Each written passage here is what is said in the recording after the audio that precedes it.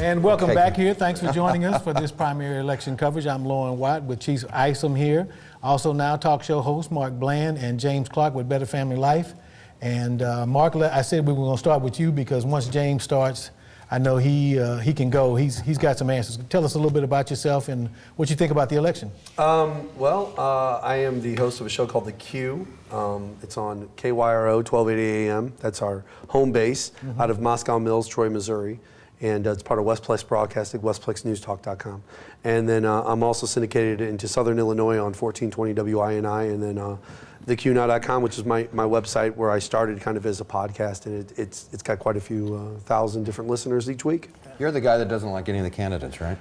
Yeah, I don't. Actually, I'm not a big fan of Lewis Reed or of Mayor Slay. Not so much for two different reasons. You know, with Slay, I don't really have a major problem with Slay, but, you know, off air we were talking a little bit about term limits, things like that, and I'm one of those people that likes to see some fresh blood in there. You know, I'm the one who on my show basically said, had Chris Christie run for president this year against Barack Obama, I would have chose Chris Christie, but I chose Barack Obama. You know what I'm saying? And in 2016, he'll probably run, I'll choose Chris Christie. You know, I'm one of those people that likes to see logical individuals get in there and flip the game around a little bit.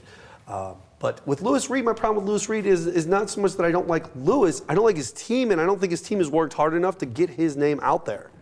You know, I don't think, as a county resident, I live in Hazelwood, okay, as a county resident, the mayor of the city of St. Louis doesn't affect us as much with the county. So we're kind of standing outside of the fire at all times. Right. I really didn't even hear much about Lewis Reed until the last 2 weeks before the election. But he's not trying to reach you. Right, of course, he's not trying to reach me, but I knew Francis Slay's name months before he became mayor the first time. Like, you had heard it. It infiltrated the entire St. Louis area. It wasn't one of those situations where it was kind of like, yeah, like, I understand what you're saying. There's a marketing aspect that is only geared towards the city of St. Louis. That's what it's designed for. But at the same point, we all know that St. Louis is a suburban city, okay? Most people live out in the county, St. Charles, down 21 towards, you know, Arnold and that area down there. They drive in for work and then they drive back out, you know? St. Louis is literally, and that's, you know, that's always been the big knock when they always do the murder capital of the United States. You know, they always try to attribute the entire metro area to one specific thing, and it never works out, so. That's my point. So what would the mayor do to make you like him? What could he do to gather favor with you? The mayor or either one? Either mayor. Either the gentleman. You know, I don't think that Slay's done a horrible job. You know, like I said, then why dislike him? I just think that it's time for a change. Like, I think it's time to move. It's just time for a change. Like, it's time to move forward. Like, move forward with a different individual. Well, why you see not what Jimmy I'm saying? Matthews then? Well, that's a good point. I didn't even think about, like, there's a lot of opportunity. Like, okay, Reed could take it. You know what I'm saying? Like I said, my knock on Reed wasn't personal. My knock on Reed was the marketing aspect and how I hadn't heard about him. You know what I'm saying? And I think that if I'm not hearing about him, I'm one of those people who keeps my ear to the grindstone. But I would argue that most people that live where you do aren't interested. It's very true. A lot of the people out there are not interested. And I'm not trying to come here and be the burden of the county for anyone. You know what I'm saying? Like, I get it. Like, I explained it. I said, out there, it doesn't affect us. But at the same point, we do see it. We do utilize the systems and the things that happen because the decisions the mayor makes. You know, there's a Cardinals game. They're driving in. They're hitting the Metrolink. They're doing all those things that this mayor or the next mayor, potentially Lewis Reed, is involved in creating and helping and facilitating certain sections of this town. I really believe that St. Louis is on the edge of coming back. I'm seeing more people moving downtown. I'm seeing more redevelopment. You know what I'm saying? The tax credit situation they were doing with the older buildings and stuff like that. They were giving like higher end tax credits for all that, for them to rebuild them and remodel them. You know, I'm seeing a lot of things that I didn't see 20 years ago. And, you know, like I said, I'm 37 years old. 20 years ago, I was graduating high school. All right, Glenn, thank you very much. We're going to switch gears and go to James Clark.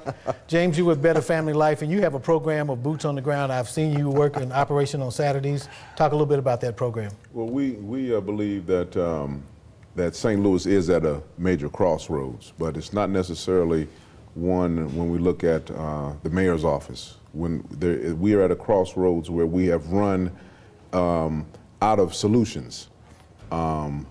And the last solution is to be active in our neighborhoods. The final frontier is our ability to direct resources into the communities in which resources are needed. We have identified them, and we do hotspot policing. But we call now for hotspot. You've been doing it for a few years. Yes, we are now calling for hotspot resource delivery. There is a direct relationship between gun violence, home invasions, car thefts, car break-ins, and high school dropout rates, unemployment rates, teenage pregnancy rates. So as leaders and as policymakers, we've got to begin to think a little bit and not come with a Band-Aid approach. We have got to begin to get surgical with our social service resource delivery. And so that's what we do. We have been active in 2, now 3 St. Louis City neighborhoods. In these neighborhoods, crime is down. In these targeted neighborhoods, there is a growing sense of community. There is a growing sense of ownership. And see, that's something that a individual cannot do. So too often, citizens point externally for solutions to what's going on in their home and on their block. We advocate for citizens becoming more accountable to their families and then to the neighborhood in which they live. And that's something that no one can legislate. So you are doing what other people are talking about doing, but you're actually on the ground doing it, because I know you were in our neighborhood a couple of years ago. We had the clean sweep, Operation Clean Sweep come in, and you brought about 15 guys in, and they policed our whole alley. And this is actually what you do to make progress, is you do something. You don't keep talking about the problem and pointing at the problem over there. You get into the community, and I applaud you for the work you've done, and Better Family Life has done a lot of work because it's a grassroots organization. And you're doing what people are talking about needs to be done. You're actually doing it, and you're to be commended. Yeah, it's not going to be solved at a conference room table. It's not going to be solved on a whiteboard. It is going to be solved by us not being afraid to go into the living rooms of the individuals that need the resources. And then when we do that, we will see sustainable change. Hotspot policing is short term, but when you're talking about targeting neighborhoods, targeting families, and doing what we call neighborhood-based case management, you can see generational change and you can actually sustain it. Okay. So things won't be solved at the board table, or certainly not this table, right? What would you have the next mayor do, whoever wins the election? What would you have him do if he could come in Monday morning? What would you have him do that would help your program? You know, I would have the mayor take a strong look at where the resources are currently going. That was one thing that Mayor Freeman Bosley Jr. did. He came in, looked at a map, looked at where the shootings were taking place, and said, we've got to be active in that neighborhood. And so at that time, we partnered with the Urban League that actually set up in Northwest High School. They had staff there for about a month, and we were able to get men enrolled in GED class. We were able to get men and women employment. We were really able to bring about measurable change. But when the Urban League pulled out, then the neighborhood collapsed again. So what we are saying is that the next mayor has got to be able to look at long-term solutions, not a knee-jerk reaction, long-term solutions, and we think that neighborhood-based resource delivery is the best way that we can change our neighborhoods around, because when you look at it, that's the biggest issue that St. Louis faces, is this issue of crime and violence. All right, hold those thoughts if you would, and we can pick up on this in just a second, but we've been waiting. The numbers have been slow to come in. I think Janelle has something for us. Janelle, do you? Yeah, you guys, I do have some new numbers for you. We now have 40% of the precincts reporting. There are some close races, and others are, pretty decided, it seems as though. So we'll get started off with the mayor race. Francis Slay, who is the incumbent, has 56% of that vote right now. Lewis Reed has 43% of that vote, and Jimmy Matthews has just 2% of that vote for mayor. In Ward 1, Charles Quincy Troop, who is the incumbent, is actually down right now. He only has 34% of that vote. Sharon Tyus has 48% of that vote, and she's in the lead at this hour. And Yolanda Brown has 18% of the vote, and that is for Ward 1. Moving on to Ward 3, Maxine Johnson has 11% of that vote. Freeman Bosley, who's the incumbent, has a steady lead with 76% of the vote right now. Jeffrey Hardin has 5%, and Anthony Bell has 8%. In Ward 5, Michelle Hunchings Medina has 45% of the vote, and Tamika Hubbard, who is the incumbent there, has 55% of the vote. So Ward 5 right now is still a pretty close race with only 10% separating them there. In Ward 15, Jennifer Florida, who is the incumbent, has 62% of the vote, and Lisa Miller has 38% of the vote. Moving on to Ward 21, Antonio D. French has a pretty good lead there with 80% of the vote, and he is the incumbent, and Carrie D. Wilson has 20% of the vote there in Ward 21. Moving on to Ward 27, Pamela Boyd has 26% of the vote, and Chris Carter has 74% of the vote, and that is for Ward 27. And then in the special election for Ward 6, Christine Ingracia has a pretty decent lead at 56% of the vote. Damon Jones has 32% of the vote, and Michelle Whithouse has 12% of the vote, and that again is for the special election in Ward 6. So I just want to reiterate, these are not official results. These are unofficial results with just 40% of the precincts reporting. And again, we're right on top of these numbers, bringing you the latest as soon as they come in. So I'll be back hopefully in just a few minutes with even more numbers. Back to you guys. Thanks very much. And 40% of the vote in, I believe she said. And just to recap, the incumbent, Mayor Slay, with 56% of that, and with Alderman Reed, President Reed, 43%.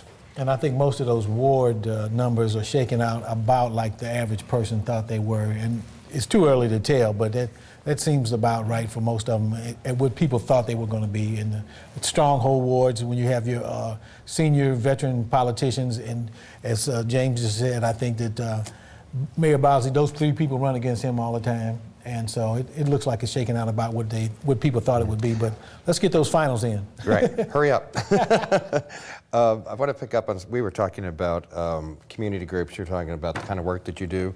And as a police chief, how important is that? There's the work the police does, of course. But what about community groups being proactive? Well, it's extremely important. We use community groups like Better Family Life to connect us to the community so that we can be better protectors of the community, because oftentimes when Better Family Life comes in, community members will work with us more to address crime issues in their community. And as I said, that we do hotspot policing and we try to prevent crime, but I think as police officers we realize that those are only short-term interventions, and that we need social services to come in and really try to change people's lives. It's funny that we'll go to other countries and we'll talk about trying to nation build, and we'll talk about capturing the hearts and minds of people. But we need to do the same thing in our community. We talked about the fact that the city is really the engine of this whole metropolitan area. People come in for entertainment, for sports, and so everybody is affected by it. But I don't think that if we don't address those underlying issues, we can sustain all this.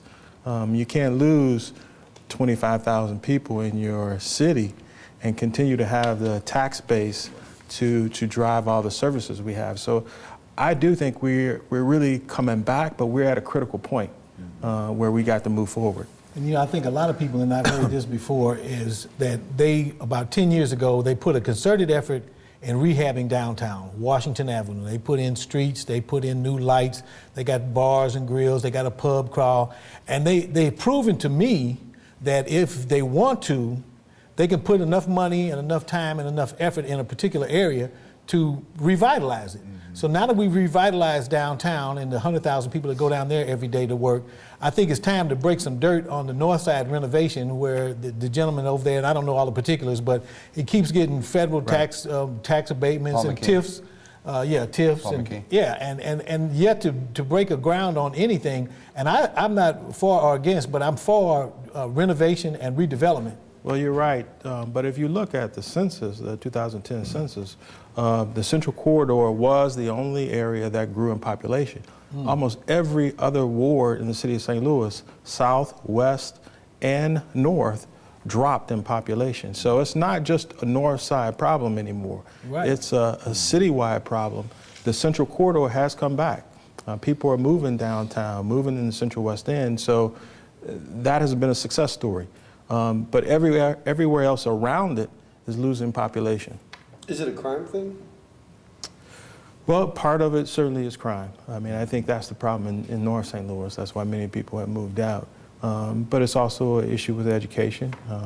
You know, the middle class tax base is moving out into better school districts, so we have to put the resources into that. And, you know, St. Louis has had a population that's challenged. And so you've got to put hotspot resources in there to help bring up the status of those individuals in your community. So we've got to do more to attract people to come in, but we got to do more for the people who are here as well. And I read too, part of the problem is in places where you need hotspots, the people that live there that aren't doing anything wrong are unwilling, or many of them perhaps, unwilling to get involved. You know, when they see things going on, and then that's part of the problem. They don't call 911 or tell them it's, you know, the guy down the street. Well, you know, that's actually beginning to change. There's a growing momentum in our more challenged neighborhoods where people are really fed up. And so where 10 years ago and 5 years ago, this whole code of stop snitching was very, very strong. But we have found that in the neighborhoods that we're active in, that once you come in with a solid platform and with a plan and with an agenda that is consistent, people begin to warm up to the possibilities. People begin to see this organization is in my neighborhood every other week. I'm getting information from this organization regularly. I now feel that there is hope because there seems to be someone who really cares. We have done surveys, and one of the most disappointing comment came from a senior citizen who was asked, what is the best thing about your neighborhood? She said that I can close my door. Because to her neighborhood was a dreadful place to live, and the best thing she can do was to shut herself out from it. That is our biggest challenge. We have got to begin to go into our neighborhoods, restore hope, restore confidence, because the silent majority, I believe, is ready to step forward. And individuals who are committing the crimes, individuals who are doing the home invasions, they're actually tired. They really want help now. I have been dealing actively in this area since I was 24 years old, and I've seen it change. I now see individuals who were once a real part of the problem now committing themselves to being a part of the solution, and we've got to capture this. We have got to capture this now. So really, the next mayor, the current mayor, has to really be able to focus on bringing St. Louis neighborhoods back in a real way. And crime is the underlying factor.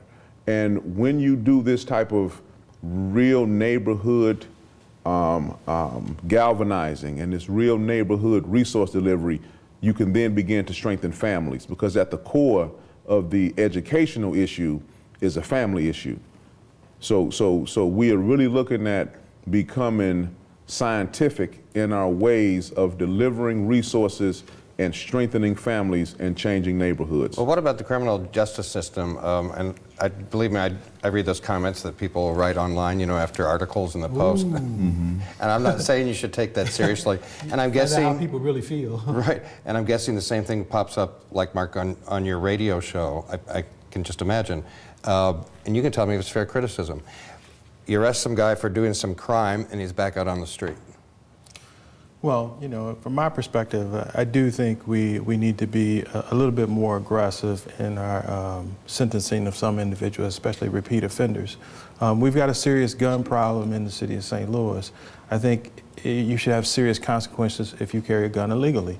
And I think that matters to people who are willing to use guns and gun violence. And so certainly I think we could be a little bit stiffer in terms of our penalties for people who are committing violence in our community, but I also think we need to put more police officers in some of these communities as well to break that cycle of violence. I had a question for you. We were talking off air behind in the green room about the justice system, were we not? And where do you kind of sit mentally in your position on the way Joe Arpaio and those guys down in Phoenix, Arizona, how they handle their justice system, where they have the tent cities, the guys go out into the middle of the Arizona desert, and they have to live in pink jumpsuits and eat bologna sandwiches. They don't get any TV. They don't get to work out. They literally will spend 5 years every single day bored off their butt. Right. How do you feel about that? Because I feel, after talking to a guy a few days ago,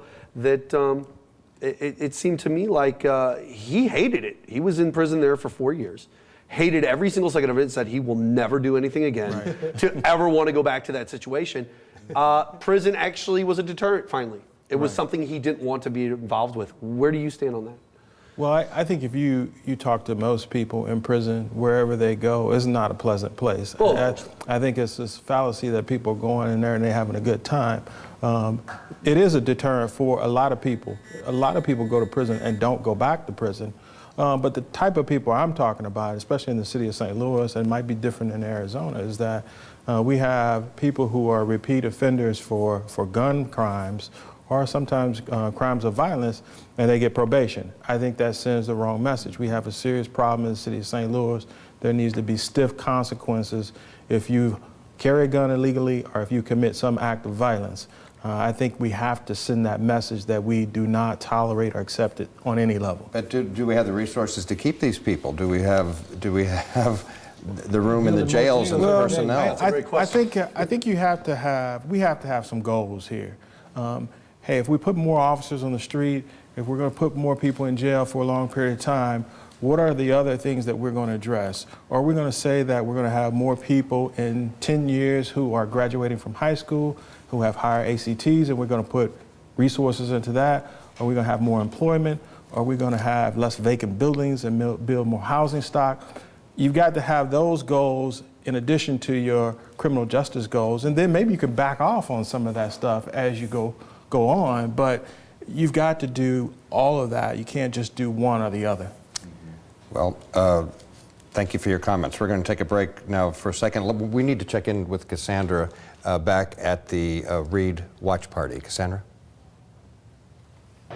I'm here with former Chief Fire of the Fire Department, Sherman George. Welcome so much, Sherman George. So glad to have you. Thank you. Glad to be here. So I see you have your Reed for Mayor shirt on. Tell us why you are a supporter. Well, I'm supporting Mayor-elect Reed because of the people here in this room. Yes. I mean, the people here in this room are sending a signal to, I guess, the politics as usual in the city of St. Louis.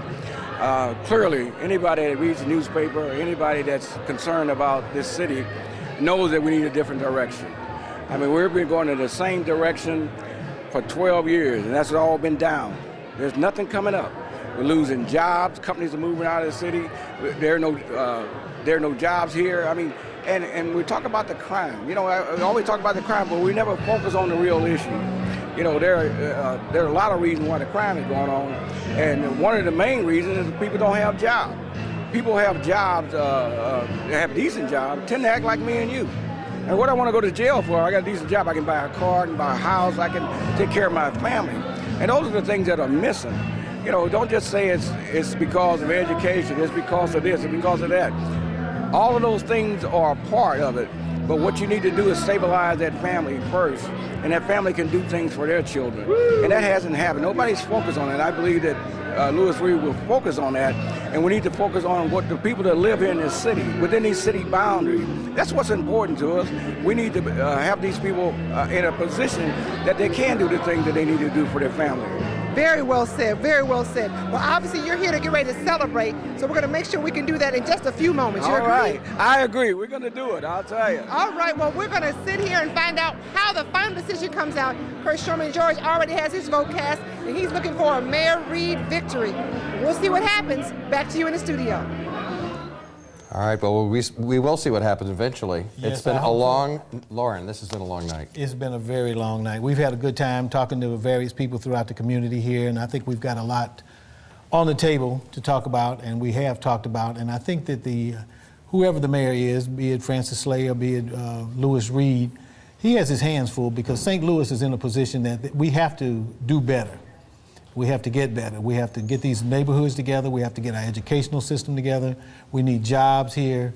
Somebody said St. Louis was on life support. And I think one of the problems we have is a self-image in St. Louis. People in St. Louis don't feel good about St. Louis. So people outside of St. Louis, it's hard for them to feel good about St. Louis. Yeah, you may be right. I don't know. I have a pretty high opinion of it.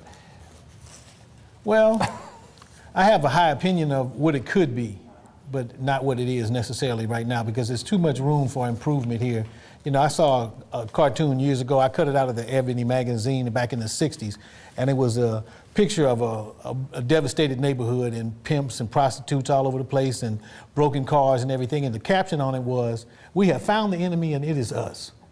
So it is us. It's like what James Clark does. It's up to us to pick ourselves up, and I think it's a lot of work to do. Yeah. Well, hopefully we'll get some more numbers soon. Last time we heard there was 40% of the precincts reporting. Right. 40% of the vote was in, is what I'm trying to say. And we'll get some numbers as soon as we can. But why don't we check in with Tim Lampley right now? He's at Mayor Slay's watch party.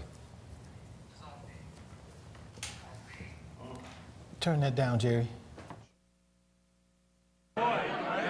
Joining me now is Kim Tucci, co-owner of the Pasta House Company and Vice Chairman of Convention Visitors Commission. Mr. Tucci, why are you out here tonight? I want to share in a celebration with Mayor Slay. Tell me what the key issues are in tonight's race. I think the key issue is that we want to keep everything on the right track.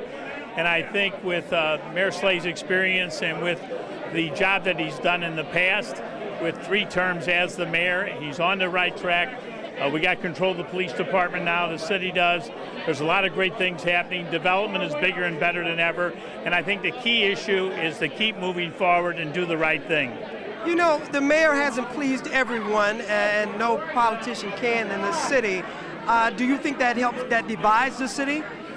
No, I think that could be an aberration. We keep talking about division and that, but I don't see it anymore. It used to be a dividing line would be Highway 40, and then it was Highway 44 as far as racial issues and that. Now we're one city, and I think there's no dividing line. People are working and living and playing together. How do you see the other candidates in the race? Well, I think Lewis Reed, I think he did a good job as president of the Board of Aldermen. I knew Jimmy Matthews when he was an alderman, but I think with the experience that Francis Slay has as president of the Board of Aldermen and 3-term mayor, I think we're in the right direction if he wins. Kim Tucci, thank you for joining us today. Take care. This is Tim Lampley reporting from the Dubliner, where supporters of Mayor Francis Slay hope to be having a victory celebration later tonight. Reporting, back to you guys.